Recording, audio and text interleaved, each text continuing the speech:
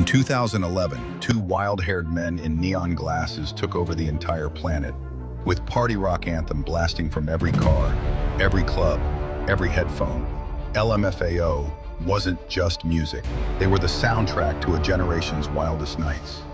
And then, just as suddenly as they appeared, they vanished. No farewell tour, no slow fade. One day they were everywhere, the next they were gone. So what really happened to LMFAO? Before they became the neon-clad faces of global party culture, LMFAO were simply two relatives with an outrageous dream. Redfoo, born Stefan Kendall Gordy, carried music in his blood. His father is Berry Gordy, the legendary founder of Motown Records.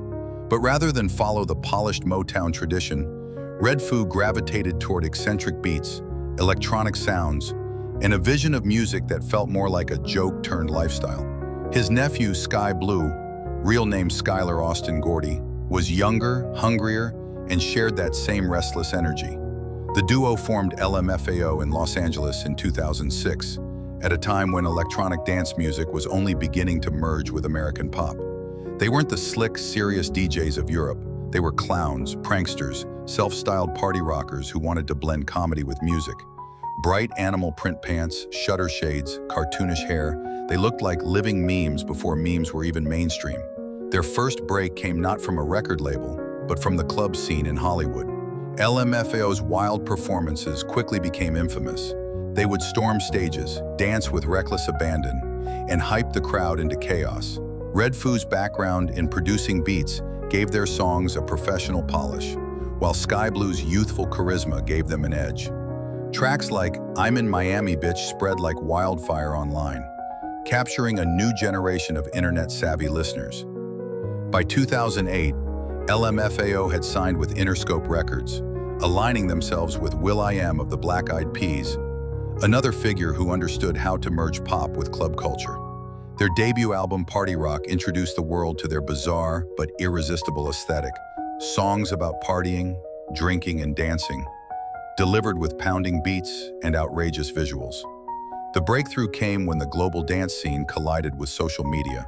YouTube, Facebook, and early viral culture amplified their music beyond borders. LMFAO wasn't just making songs, they were building a persona that thrived in the internet age. Their style was raw, unserious, and yet perfectly timed for a generation that craved escapism after the 2008 financial crisis.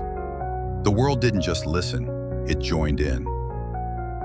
By 2011, LMFAO had ignited a cultural explosion that no one could ignore. Their single Party Rock anthem didn't just climb the charts, it conquered them. The track reached #1 in over a dozen countries, including the United States, the United Kingdom, Canada, and Australia. For months, the song dominated radio airplay, television, and clubs worldwide. It wasn't just music, it was a phenomenon. The music video, filled with shuffle dancing and apocalyptic party imagery, went viral on YouTube, racking up hundreds of millions of views at a time when those numbers were nearly unheard of. Teenagers filmed themselves copying the dance, celebrities referenced it, sports teams blasted it in arenas. It was everywhere, and LMFAO were at the center of it. Their image became inseparable from the party lifestyle they embodied. Redfoo, with his wild afro and zebra print pants, and Sky Blue, with his cool swagger and vibrant glasses, looked less like pop stars and more like cartoon characters come to life. This exaggerated aesthetic, paired with relentlessly catchy beats, made them impossible to ignore. Then came Sexy and I Know It. If Party Rock Anthem turned LMFAO into global stars, Sexy and I Know It cemented them as icons of absurdity. The video, featuring Redfoo strutting in tiny Speedos, became one of the most recognizable and parodied clips of the decade. For a moment, LMFAO owned the internet, radio, and meme culture all at once. Their second album, Sorry for Party Rocking, solidified their brand. Critics dismissed them as gimmicky, but the numbers told a different story. Multi-platinum sales, sold-out tours, and festival crowds chanting their lyrics like mantras. At the 2012 Super Bowl halftime show, LMFAO performed alongside Madonna, one of the most watched live television events in history. To appear on that stage meant validation. They weren't just a joke, they were mainstream. For a brief, dazzling period, LMFAO weren't just pop stars. They were symbols of carefree excess in a world still recovering from recession. Their music offered pure escape, a loud, colorful rejection of seriousness. They had become untouchable until the party suddenly stopped. By 2012, it seemed impossible to imagine a world without LMFAO. And yet, at the very height of their fame, cracks began to show. Behind the neon smiles and outrageous dance moves, there were growing tensions between Redfoo and Sky Blue. Part of it was generational. Redfoo was in his mid-30s, while Sky Blue was barely out of his 20s. Their visions for the future were not the same. The endless touring schedule took its toll. Sky Blue suffered from a serious back injury that made performing painful. Rumors began to swirl of disagreements over money, spotlight, and creative control. For a duo whose entire image was built on fun and unity, even whispers of conflict felt like betrayal to fans. By September 2012, the duo announced they would be going on an indefinite hiatus. To the outside world, it sounded casual, like a temporary break. But insiders knew this was the end of LMFAO as the world knew them. Redfoo insisted he wanted to pursue solo projects. Sky Blue spoke about needing space to heal and explore his own music. The chemistry that had once looked unbreakable was suddenly fractured. The fall was shocking because it came so quickly. There was no gradual decline in popularity, no string of failed singles. LMFAO simply pulled the plug. The world had been in the middle of the party, and the music stopped. Fans were left bewildered, wondering how a group that had ruled global culture just months earlier could simply walk away. The market was shifting too. By 2013, electronic dance music had exploded into a billion-dollar industry, with superstar DJs like Calvin Harris, Avicii, and David Guetta dominating festivals. LMFAO's playful, comedic style suddenly seemed out of step with a scene chasing darker, more sophisticated sounds. The duo who once set the pace were now out of place. For LMFAO, the fall wasn't a scandal, it was an absence. No tabloid implosion, no dramatic betrayal, just silence. And in many ways, that silence was louder than any controversy could have been. When LMFAO announced their indefinite hiatus in 2012, fans initially refused to believe it. Many thought it was a publicity stunt, or a short break before the duo inevitably returned to the spotlight. After all, how could the kings of party rock, who had just performed with Madonna at the Super Bowl, walk away so suddenly? But weeks turned into months, and months into years. There was no reunion. The party was truly over. The absence hit harder because LMFAO had been so omnipresent. Their music wasn't just popular, it was unavoidable. And then, silence. No new singles, no tours, no public appearances as a duo. Redfoo and Sky Blue pursued solo paths, but neither found the same magic they had together. For fans, it felt like being left on the dance floor with the lights suddenly turned on, the confetti swept away, and the DJ booth empty. Media outlets speculated endlessly. Tabloids hinted at family disputes within the Gordy dynasty. Music critics debated whether LMFAO had burned too brightly, too fast, destined to be remembered as a cultural fad.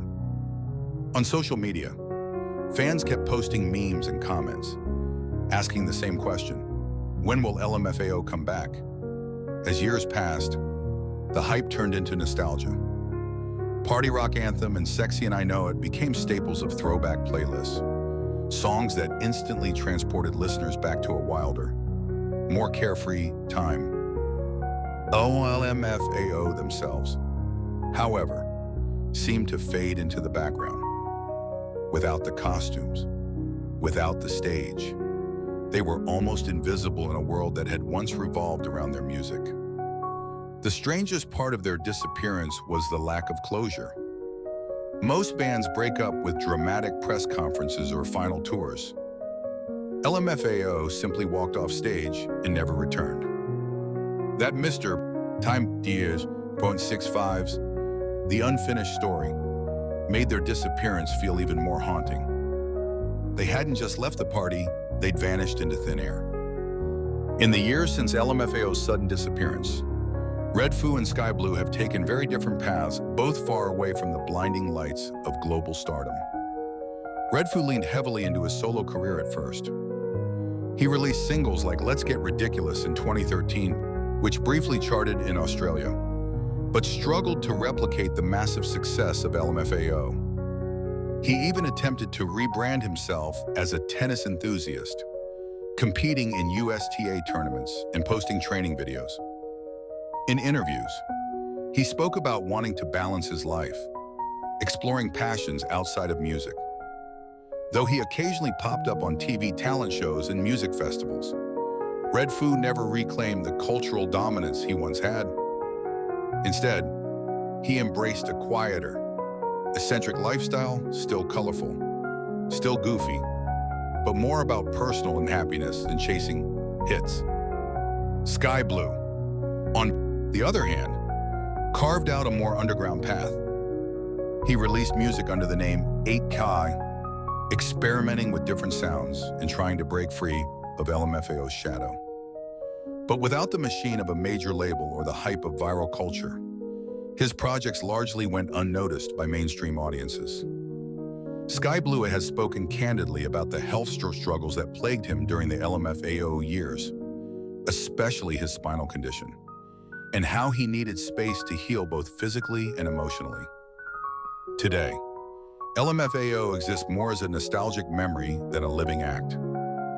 Their songs still dominate throwback parties, college playlists, and viral TikTok trends, proving their legacy endures even without new music. Redfoo lives a relatively private life, splitting time between Los Angeles and Australia, while Sky Blue continues to quietly release independent music. What's striking is how both seem content outside the spotlight. For two artists once synonymous with excess, fame, and constant attention, their present lives suggest a deeper truth. Sometimes the loudest party ends in silence, and that silence can be a form of peace. LMFAO's story is a reminder that even the loudest cultural explosions can end in silence.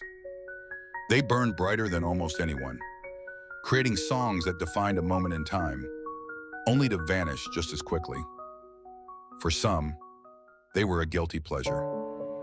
For others, an anthem of youth, chaos, and fun. But for everyone, LMFAO represented an era when music didn't have to be serious to matter.